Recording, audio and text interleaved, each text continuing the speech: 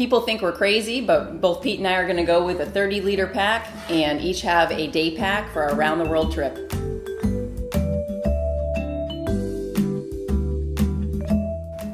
When trying to figure out which packs to go with for our around-the-world trip, Pete and I kind of didn't know which one to go with, and we had done a lot of research, and of course Osprey is a main brand that you see and hear about. A lot of backpackers use it, a lot of good reviews. So we decided to buy a Farpoint and a Porter to try out. The Farpoint is a 40 liter, the Porter is a 30 liter.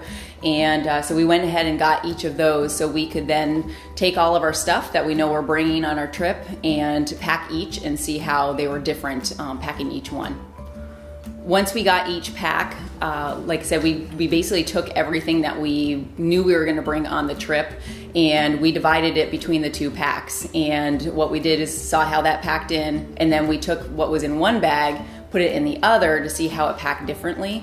And I've got to say it was pretty amazing to see the difference in packing one bag versus the other. The main big difference that we noticed with the Porter is the structure of it. It's just, it's got higher walls, the main zipper's higher, where you put the laptop is different, where the Farpoint was more kind of a floppier bag, less structure to the main compartment.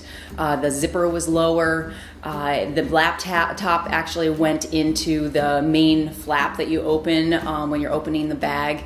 That was just a little bit of a weird place to put it.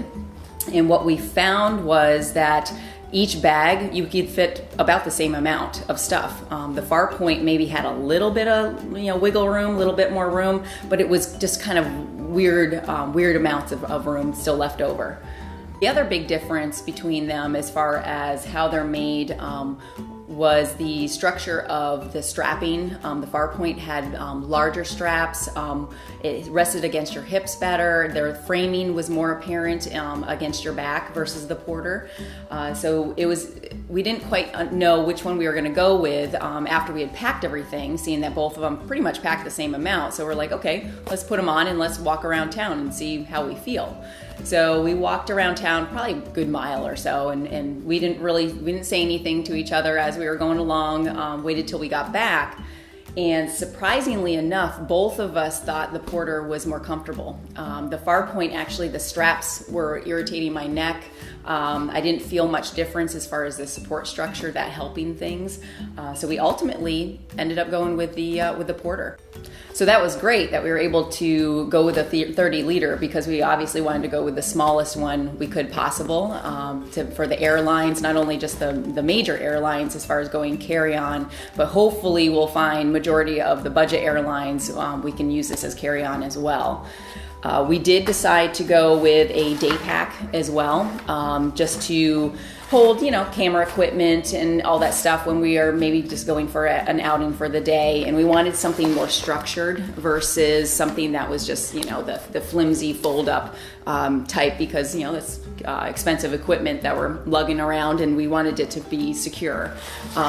The great thing about the Porter is that your day pack, the Daylite, actually hooks onto it. So that just makes it more secure.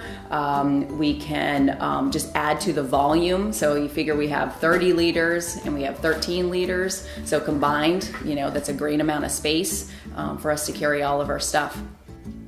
Once we finalize all the stuff that we're going to be bringing on our around the world trip, we're going to do a video to show you how we pack all of that stuff into this tiny little bag and this little bag combined, so be sure to check that out. Thanks for watching. Please be sure to check out our website for other videos and articles on our Around the World Life Reset.